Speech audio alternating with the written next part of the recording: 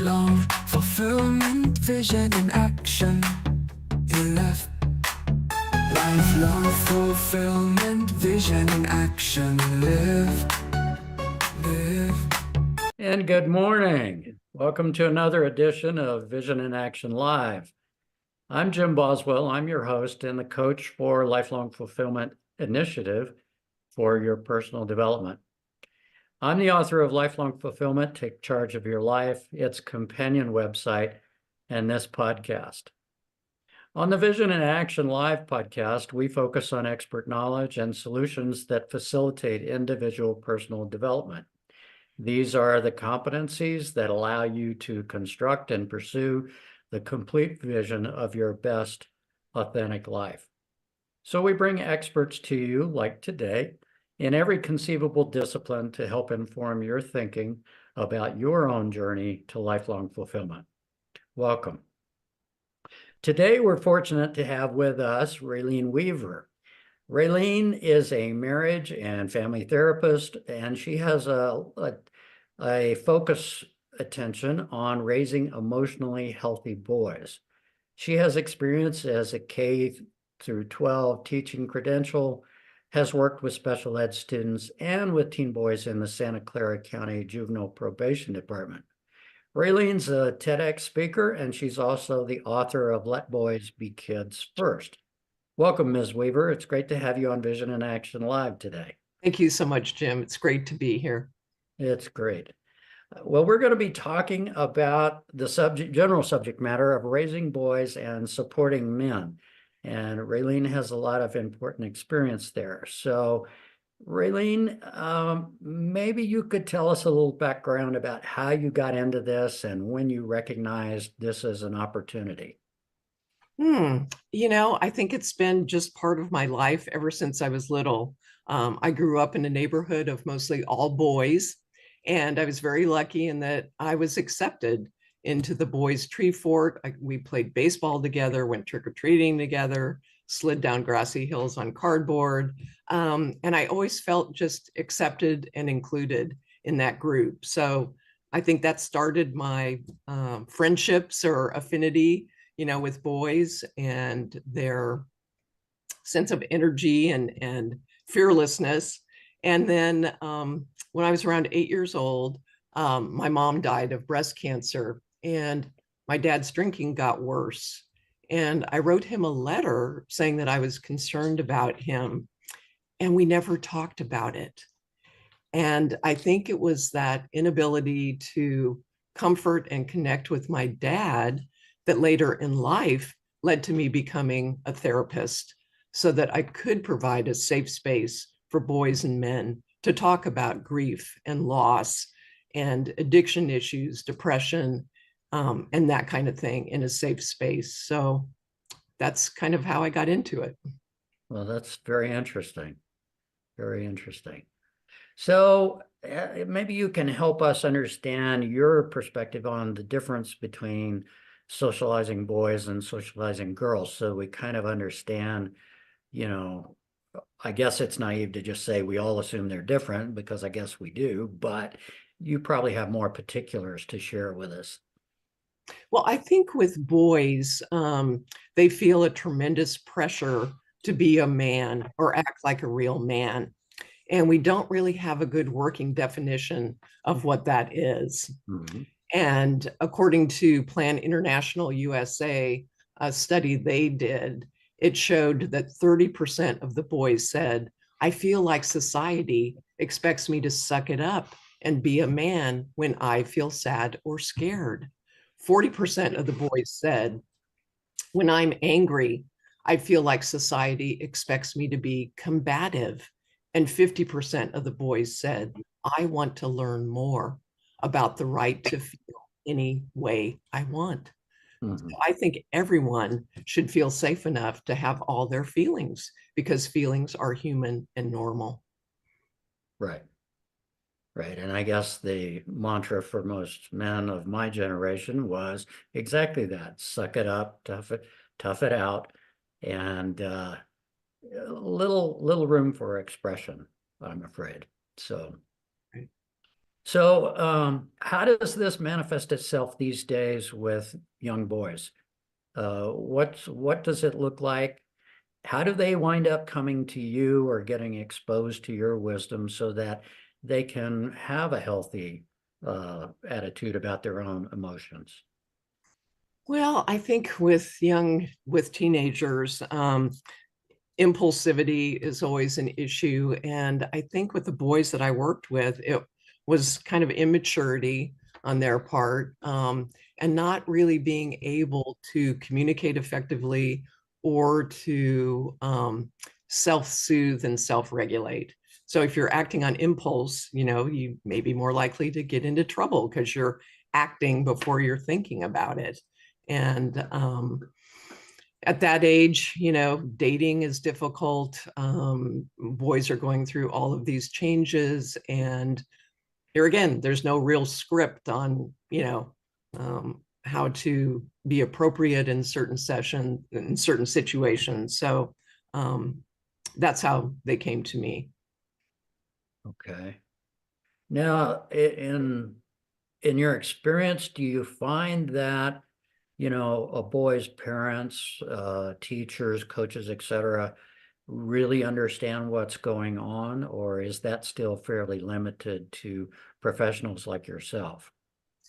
I think some do, but I really think that we need to teach boys emotional management skills, Hmm. empathy, imagining yourself in the other person's shoes, self-esteem, whether he bakes cakes or plays football, the more support we give him, the better he'll be able to handle competition and criticism, and help him communicate, not isolate, and find his safe spaces, whether that's with friends, parents, best friends, parents, coaches, or counselors. Right, right. So that also sounds like a theme that should run all the way through a boy's life to his mature years. Uh, I I had the opportunity to participate in what you would call a men's group led by a therapist also. And it was interesting to me how crippled many of us were in terms of our thinking about what was appropriate, our relationships with loved ones, whether they be children, grandchildren, spouses, or, and in many cases, men would have more than one spouse because, death in the family or things just didn't work out. Um, it was kind of sad to be, direct about it. And but most of those people, and I think we were a minority at that point in a men's group, were really trying to make some progress, like you said. And the therapist was saying the same sorts of things you were saying, but of course we were trying to overcome probably on the order of 50 to 60 years of pre-programmed old style management of boys and men. Right. So, Right. That's part of what I talk about in my book, Let Boys Be Kids First, is that we need a new boy code. We need a new mindset so we can move from the old boy code to the new boy code. So instead of boys will be boys, boys don't cry, act like a man, we have boys will be respectful and responsible for their actions. mhm, Boys cry, and that's okay. Act like a human, be kind, and be yourself. right, right. So it's like you said, that old mindset. And I think we need to really shift to a new mindset, a new boy code. Right. Do you find that in the public domain that's pretty receptive with parents? I mean, are they aware of this, do you think? Um, I think that with some families, parenting styles are kind of passed down from one generation to another. So I Hmm. think almost unconsciously, some parents, if they see a little boy start to cry, they might shoot him a dirty look, or they find themselves hugging their girls or being more affectionate with girls than with boys. And again, I think it's that old thinking that we don't want our boys to be seen as weak or sissies or mama's boys or that kind of thing. So we need to be tough. And I really challenge that. And my thinking is that little boys have the same emotional capacity as little girls, and it's a strength, not a weakness. And I think if parents can begin to look at that and understand that boys who are loved and nurtured do better in life, personally, professionally, and in their health. And the more self-confident a boy feels, the less likely he's going to be bullied, or if he is, he's going to be able to, handle it better because he knows who he is. He's not looking for that definition of masculinity outside of himself. He's okay. If he likes to wear pink and play the piano and is not a great athlete or whatever, if that's what he loves, that's what he's good at, and he's getting supported by his family, then he gets to create his own brand of masculinity. And we get out of this trying to put boys in a man box. So I think some parents, they just unconsciously, they just don't really think about what they're doing. So yeah, and the boys that I worked with and working with their parents, I did see some changes, I did. Right. There was more connection, I think, and more communication. And some parents realized that one of the parents that I worked with, in talking with her, she said, I think I've just had a hard time talking to my son about sex. And I kind of figured out that part of the reason is because when I was little, I was abused by one of my bus drivers. And I told my mom, and she didn't believe me. And so when this mom was talking to me, she said, "You're the only other person I've ever told this to." And I thanked her and I said, "I'm so glad that you said that. I'm so sorry you went through that. But, this is something that you went through.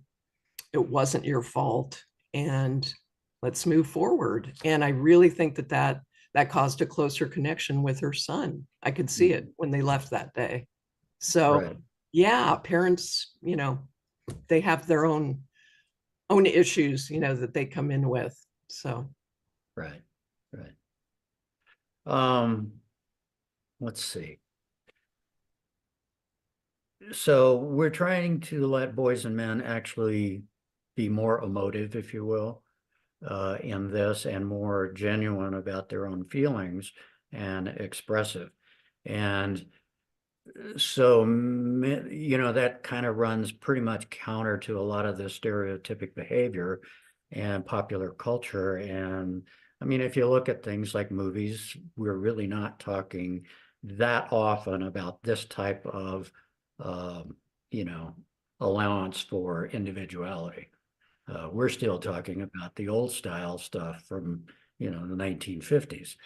And it seems like this is a tough environment to deliver the message and the behaviors you're trying to encourage, because it seems like the dominant of the culture is still stuck in the old ways of doing things and not quite so well exposed to this, nor necessarily practicing this.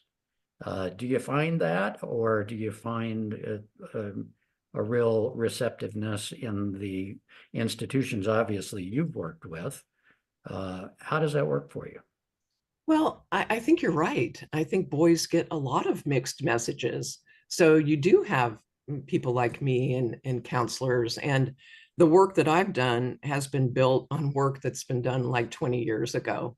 And it's interesting to hear you talk about men's groups. So there has been that progression all along, but yet we have to keep at it. And one piece of feedback, like you said, is that when I talk to people and I talk about a new boy code, they go, "I think that's new. I've never heard that before." And Yeah. so that makes me feel really good because it's like, okay, you can have, we tend to rate boys on performance. And so are they good in academics or athletics? That's Mhm. great. We want that. We want to encourage that. But what about lifting boys up based on character? Are they honest? Are they kind? Are they courageous? And I think when I start talking about that, people begin to go, yeah, I think there's something to what she's saying. It's not just academics and athletics and boys doing things. It's great. We want to be active and we want to do things. But what about being, a complete human being? So I'm finding that there is some receptivity to that. Right, right. So, well, it would seem that if people are getting your type of information early enough so that it impacts a boy's life, his life well could be quite different than, those like myself down the line. And so it opens up a whole new dimension for what they would call the good life, if you will. Because they're more emotionally engaged in their real feelings. So, Right, exactly. And I think the more that we can do to increase emotional intelligence in boys and men, the more that we will decrease depression and aggression. And I mhm, think that has a positive ripple effect on individuals, couples, families, and society. And I'm finding too that in the new economy, a lot of employers are looking for high emotional intelligence. So the more that we can get leaders, be it male or female, to be able to understand their own emotions and be more empathetic to their employees, I think it just creates a much more cooperative and communicative and positive work situation. mhm. So potentially they would do better at that than with the old skill sets. Right, right. Well, I've noticed too, there's a theme in the workplace that is emphasizing your ability to work inside a team, as Mhm. opposed to the old standard of, well, it takes a really strong leader, or you need to be really strong yourself, maybe entrepreneurial on your own, that this team thing really does leverage this more full expression of the male psyche, if you will, well informed about our own emotions. Um, in the past, though, that kind of was, neglected and maybe even discouraged. If like me, you came up through some service in the US military of one kind or another, they're still talking the old program to a great extent. And so some of our institutions, as I was trying to elaborate earlier, are kind of dragging their feet moving in this new direction. Um, do you encounter that? Do you see that yourself? Yeah, well, again, mixed messages, mixed styles. Right. I think you're right. It does depend on the corporate environment. It depends on the leadership. But here again, I think with what I've read about the pink economy is more, even though skills like cooperation and diligence and patience, communication, maybe those are seen more as feminine. I think a lot of business leaders today see those as positives and they want that in men and women. So I think for the future, I think it's important that men are emotionally intelligent. I think it helps them and it helps everyone around them. And it Right. does give me some, we were talking about kind of Hollywood or whatever, video games, that's always a challenge. But when you have, like I talk about in my book, superheroes like Spider-Man, Mhm. with great power comes great responsibility. So that's coming from Right. Spider-Man. And then Ted Right. Lasso, Ted Lasso is don't be critical, be curious. And are you familiar with Ted Lasso with the TV program? A little bit, yes. Yeah. So wildly popular. And I was so glad to see that that program is so popular because he is genuinely a good guy. And instead of good guys finishing last with Ted Lasso, like I said, the show's been wildly popular. It's coming back for season 4.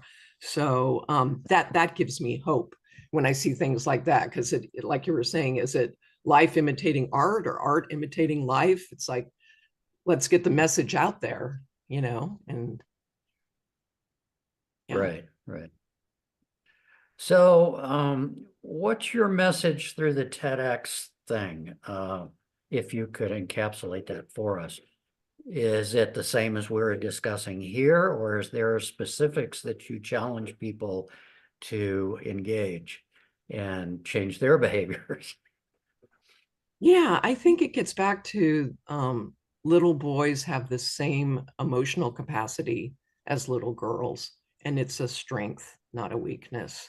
So I Mhm. think that's one of the key points there. And then, like I said, the new boy code is challenging people to look at their own fears. Why are they afraid to hug their boy, or like you were saying, the old style, the John Wayne style. I guess what I would ask of parents is that, do you want your son to be strong and emotionally closed off, or do you want him to be strong and emotionally available?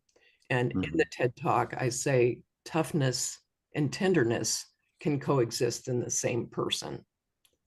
So I think that's part of what I'm trying to get across. You can be strong, you can be tough, you can be a good provider and a good protector, but Right. you can also be compassionate, and you can be sensitive and not afraid to ask for help if you need it. I think that's something that we sorely need in our society, is more services for boys and men.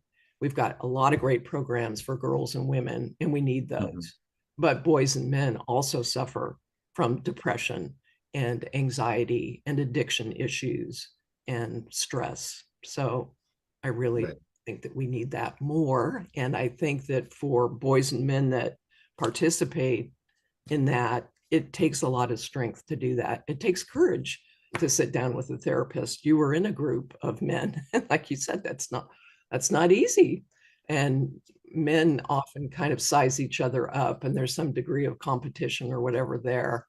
And I think that the more men can support one another, I think that's fantastic. You're in a group that can be one of the safe spaces where they can let their armor down and just be honest and just talk about things. Right. Well, I found that men in general are more difficult on men than women are.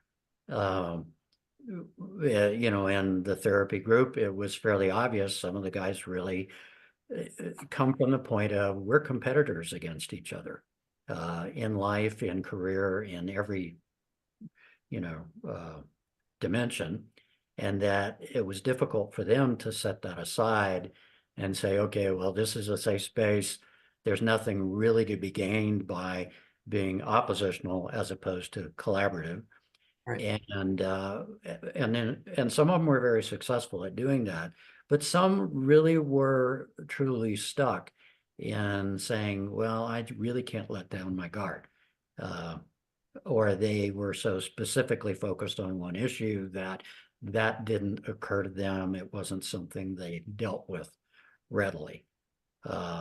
So having open communication about men and men's emotional content and a balance between, like you said, tough, resilient, but still fully engaged.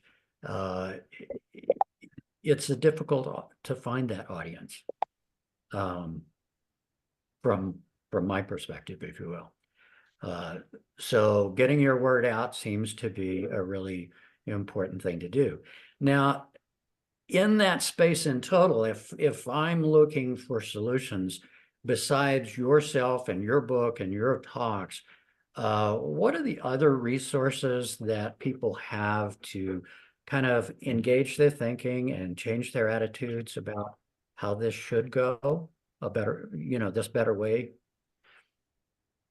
Well, I do have a Facebook group and a website called Silicon Valley Men's Center.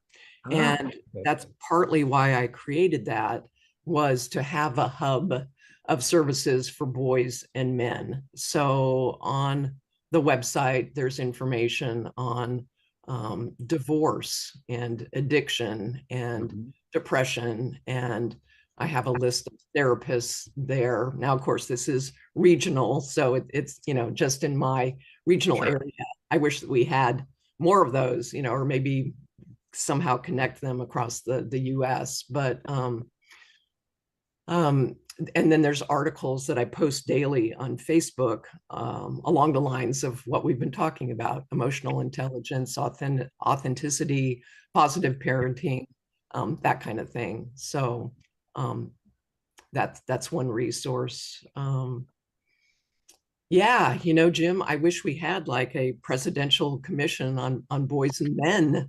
I'd love to see that. So Great. that there were more resources, and to have a TED Talk at a men's conference instead of a Mhm. women's conference. They actually did have some speakers talking about men's issues, but it was at a women's conference. And I'm like, we need the men. We need the men's conference. So that's something I keep working on.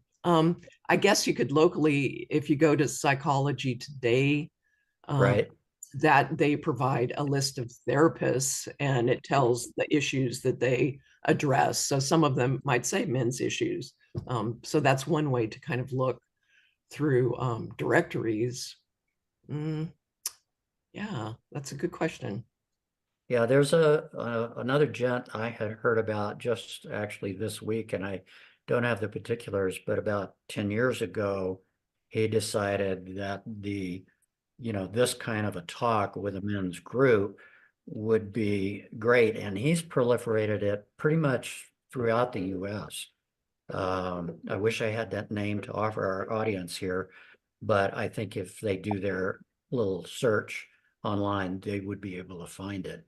So that guy has found that the anonymity, if you will, of being in a men's group via, say, Zoom, you don't necessarily have to reveal anything more than what you want to.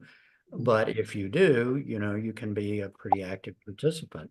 And that satisfies more for those audiences to get started, shall we say. And they talk about all kinds of things, including this, of course.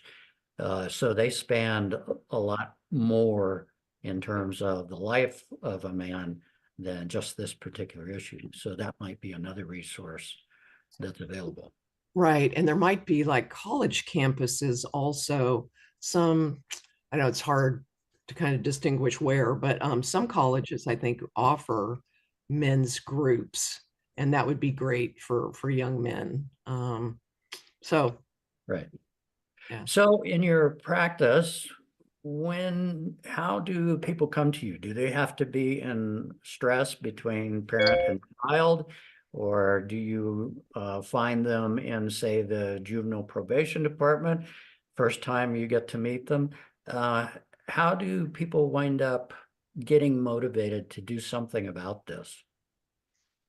Yeah, I think actually I'm retired now, so Mhm. all of my time is pretty much dedicated to um, promoting what we've been talking about: let boys be kids first. But yeah, for me, working with the teens, that did come through the county. We did have a Mhm. contract with the county, and so that was great. The referrals came from them and could work with the families as well.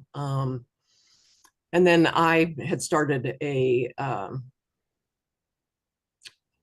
just a kind of an E3 network for therapists, so that they could communicate with one another. It's like, okay, I'm working with a family and, their teen son is having issues at school, who can work with this person. So it was just kind of a way that therapists could connect with one another to provide services. So that's still going. Um, yeah, and then just colleagues, people kind of learn what your specialty is, or what you're Right. working. Yeah, Yeah. yeah. Yeah.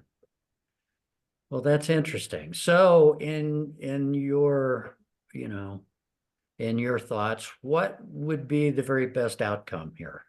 I know you've been working at it. You're at the retirement point, as am I. And what would the world look like if this were fully implemented in your mind? I think that there would be much more emphasis on like collaboration, communication. Like we were saying, it's not the win-lose, but how can we have Right. more of a win-win type of situation? I think the more that we can do to include social emotional elements into education from preschool all the way through college. It's like certain programs, Project Cornerstone for little guys. How can I fill your bucket? Right. A little classmate is hurt. How can I help you? How can I fill your bucket? It kind of sounds like Fred Rogers, but we just got to keep those programs, Jim. You got to keep at it. Things like that. And then when boys get older, if you're watching a movie together, it's like, how do you think that person felt? When they were getting yelled at or whatever. Again, talking about it within families, developing those feelings. And I think for boys, anger is especially challenging. And I think to parents, I would say try to get to those feelings underneath anger, because usually there's sadness or there's some kind of depression or something underneath there. So find out what's going on.